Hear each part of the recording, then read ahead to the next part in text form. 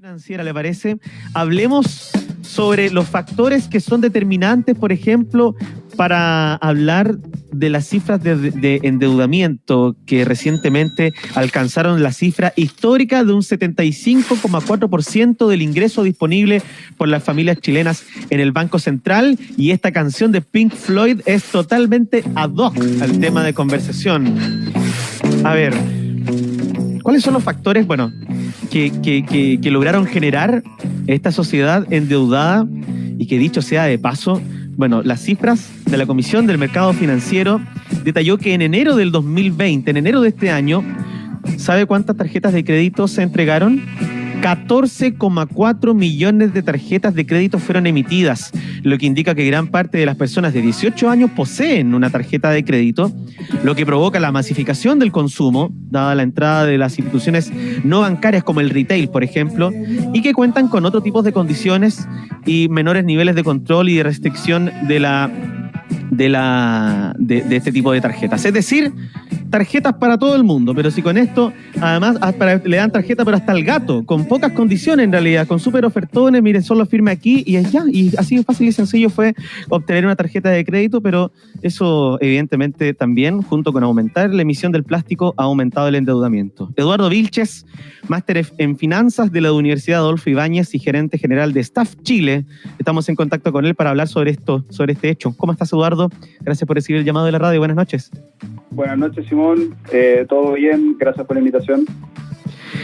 Hablemos, de los factores que lograron generar esta sociedad endeudada y también mirando hacia las soluciones a corto, a largo plazo que podemos encontrar, porque el endeudamiento de los chilenos, de las chilenas, solo ha aumentado, e incluso poniendo en tela de juicio no solo los ingresos de las personas, que muchas veces están más endeudadas de lo que reciben mensualmente, ¿no? Y eso ya es un problema mayor. Sí, claramente las cifras que tú comentaste en el principio van indicando que el endeudamiento y que finalmente va recayendo en un sobreendeudamiento de los chilenos va al alza, ¿ya? Y el principal motivo tiene que ver con que las personas en general, en su gran mayoría, van asumiendo compromisos financieros que tienen como objetivo asumir gastos que tienen un objetivo de consumo, que finalmente se terminan traduciendo en compromisos de largo plazo, como te digo, para asumir en el fondo adquisiciones del corto plazo. Entonces, al final se va entrando en una dinámica en donde finalmente el hecho de querer adquirir algo relacionado con consumo, por ejemplo un televisor, finalmente se termina adquiriendo en condiciones que responden a ofertas de, como tú muy bien lo mencionaste, de casas comerciales, que finalmente muchas veces ese compromiso financiero termina excediendo incluso la vida útil de ese bien que se compra. Por ejemplo, el televisor, que está muy en boga ahora, producto del que hubo un estallido masivo de compras de televisores, producto del retiro del 10%.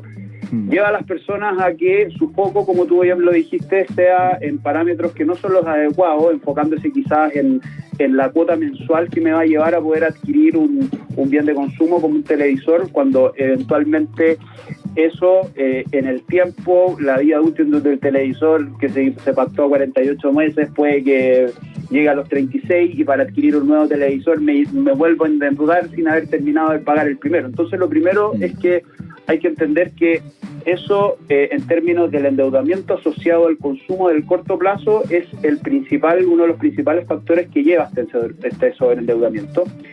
Y con respecto a ver cómo se aborda este problema, hoy día, en el fondo, como todo problema, uno tiene distintos mecanismos para poder abordarlo. Uno es abordar el problema de fondo, que tiene que ver con la educación financiera. Hoy día nosotros tenemos un déficit en términos de la población chilena, de que no somos ilustrados financieramente.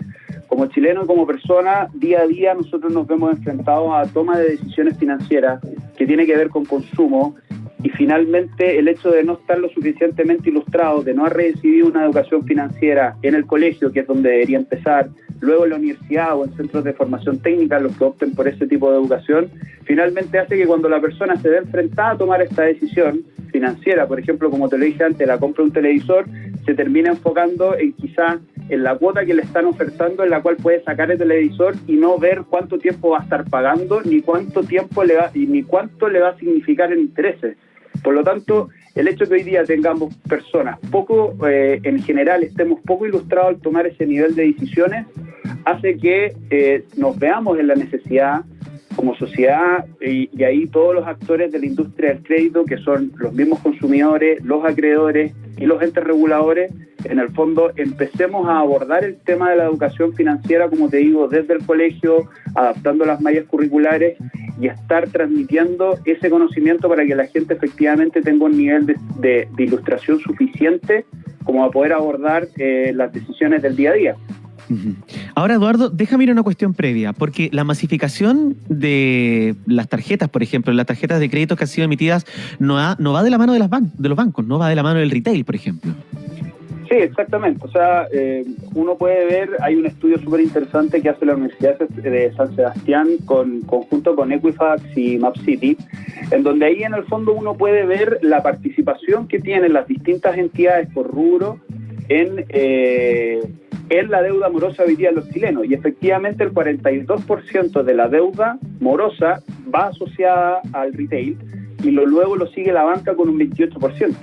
Entonces es efectivamente estas entidades comerciales que como tú muy bien mencionaste, en el fondo son entidades financieras que salen de lo convencional cuando uno lo relaciona con la banca, y efectivamente ahí las ofertas o los ofertones para poder adquirir estos bienes de consumo, teniendo en la mano el plástico de la casa comercial correspondiente, es donde se genera la mayor exposición de las personas a esta decisión financiera que yo te mencionaba, que cuando no se toma de una manera ilustrada, finalmente se cae en este sobreendeudamiento.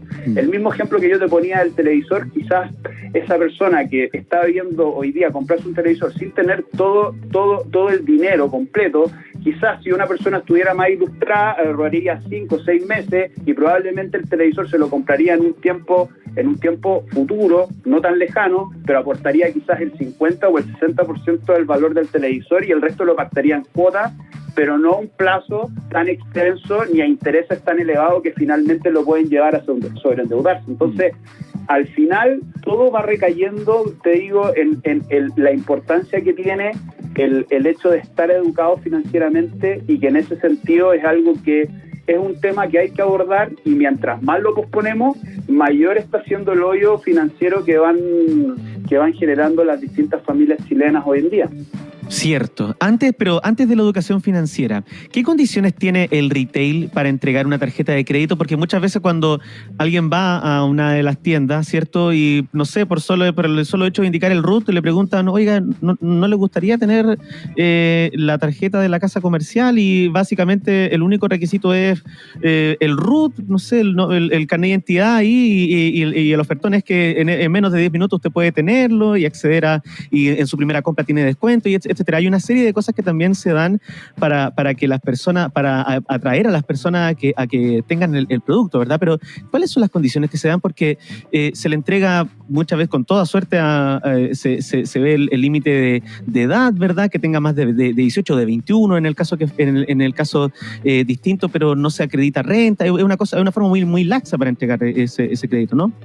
Sí, efectivamente es bien laxo. O sea, las barreras de entrada para poder acceder al crédito son bien bajas. Uno puede ver que incluso antes de que las personas tengan ingresos se les da acceso al crédito. Uno puede ver en las universidades que en el fondo desde el segundo o tercer año en adelante están los bancos con stand en los recreos y le están ofreciendo a estos futuros potenciales profesionales que van a tener flujos futuros, pero que hoy día no los tienen.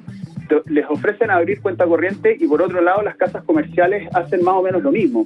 Entonces, efectivamente, como tú dices, las condiciones, las barreras de entrada para poder acceder o tener la primera entrada a esta industria del crédito son bien bajas. O sea, si tú me preguntáis cuáles son, efectivamente son muy bajas los requerimientos. Se analiza el perfil de las personas, como te dije. O sea, un alumno de tercer año, por ejemplo, de ingeniería de cualquier universidad, hoy día no está generando ingresos, seguramente vive en la casa de los papás pero el banco hoy día está apostando a captarlo hoy para que eventualmente con los flujos futuros sea un cliente que eventualmente le pueda ofrecer otros productos. Pero en ese sentido ya estás captando gente que hoy día no está teniendo flujo y que ya está teniendo un acceso quizás a una línea de crédito o una tarjeta de crédito que va a empezar a ocupar hoy y que probablemente cuando empiece a tener flujo ya va a tener una deuda generada que se dio netamente para efectos de consumo. Entonces, en el fondo, claramente ahí pasa por las entidades, porque las entidades privadas, los acreedores y las entidades que en el fondo son los principales actores de comercialización de los créditos, en el fondo empiezan a entrar en una dinámica de colocación más responsable y que esa colocación de créditos en el fondo pase por evaluaciones que en el fondo no entren en una dinámica o en un vértigo comercial tan fuerte, sino que efectivamente en el fondo posponer un poco la captación en vías de que efectivamente no estemos incentivando hoy día un endeudamiento con personas que no tienen el flujo y que finalmente nadie asegura que en el futuro lo van a tener. Entonces eso va también siendo el inicio de un sobreendeudamiento que finalmente cuando cambian las condiciones económicas, que es lo que está pasando ahora, empiezan los problemas a acentuarse en términos de poder cumplir los compromisos de pago que se adquirieron en su momento. Estamos conversando con Eduardo Vilches, máster en Finanzas de la Universidad Adolfo Ibáñez y gerente general de Staff Chile. Eduardo, a propósito de la educación financiera, ¿desde dónde partimos? ¿Qué rol debe jugar y qué es concretamente? Bueno, mira, desde el punto de vista de la educación financiera, yo creo que tiene que partir desde el colegio y tiene que empezar a hacerse énfasis en todas las etapas de la educación. O sea, como te digo, las decisiones financieras, por muy simples que sean, van a ser decisiones que las personas van a tener que empezar a tomar desde muy temprana edad. Por lo tanto, es fundamental que las personas en general puedan tener un acceso a educación financiera que se incorpore dentro de las mallas curriculares, tanto del colegio como la universidad, en donde las personas puedan recibir una ilustración en términos de cuál es la diferencia entre adquirir una deuda para consumo versus adquirir una deuda para inversión. Está la famosa, como se le dice coloquialmente, la deuda buena y la deuda mala. Si hoy día una persona toma una deuda como persona natural, por ejemplo, un crédito de consumo, pero eso lo quiere destinar para un emprendimiento personal, a un negocio familiar o algo en lo cual él estima que le va a sacar un rendimiento mayor al costo que está teniendo, está súper bien. Pero cuando yo en el fondo entro en un ciclo en donde me voy endeudando para consumir, y reitero lo que te dije al principio, bienes que me van a prestar alguna utilidad en el corto plazo, pero eso finalmente se va traduciendo en compromisos del largo plazo, es donde vamos generando esta merma y estos en el fondo sobreendeudamiento, en donde efectivamente la educación financiera viene a atacar el problema de fondo.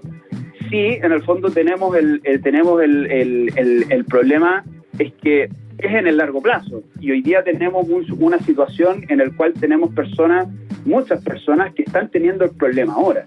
O sea, si queremos erradicar este problema de fondo, la educación financiera es fundamental en ese sentido, fundamental. Ahora, lo último, para quienes nos estén escuchando y una solución de corto plazo, ¿verdad? A propósito del endeudamiento, del comienzo a una eventual judicialización del cobro, ¿cuál podría ser la recomendación que tú le darías a partir de este hecho en el corto plazo a una persona que se encuentra en esta situación? Mira, hoy día nos vemos enfrentados a un contexto que claramente para muchas personas no es el mismo en el cual estábamos cuando asumieron su compromiso financiero. O sea, el dinamismo económico, las tasas de desempleo quizás, o sea, hace 6 meses o 7 u 8 meses eran totalmente distintas a las que tenemos ahora, ¿ya? Y el contexto económico se ha visto afectado en octubre, primero por un estallido social, luego ahora acrecentado por la pandemia. Por lo tanto, hoy día tenemos chilenos que efectivamente por temas económicos no han podido cumplir con compromisos financieros que asumieron en el pasado. Por lo tanto, hoy día el llamado es a que las personas se acerquen a los acreedores, porque producto de esto los acreedores también tienen que entender que esos compromisos que las personas tienen con ellos hoy, como lo dije antes, lo asumieron en un contexto económico distinto. Nosotros te podemos decir que desde el punto de vista de Estado hemos observado que el chileno en general es una persona que cumple sus compromisos financieros. Ningún chileno toma una deuda con la decisión preconcebida de no pagar. Por lo tanto, hoy día lo que queda por hacer es que entremos en una dinámica en donde, reitero, el llamado es que las personas se acerquen al acreedor y que el acreedor entre en una dinámica, si tú quieres decir, de negociación, pero más que nada de flexibilizar compromisos anteriores que a las personas hoy día le permitan salir adelante y pasar este valle tormentoso que estamos teniendo hoy día, producto de la situación económica en general, que no les permite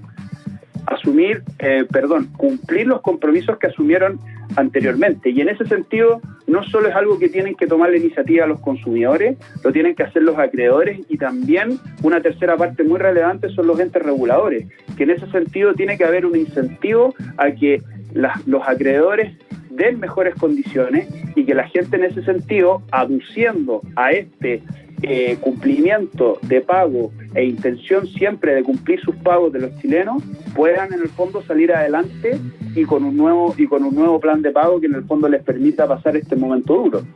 Claro, que pase en este momento. Eduardo, muchas gracias por estar con nosotros. Que te vaya muy bien. Muchas gracias. Saludos.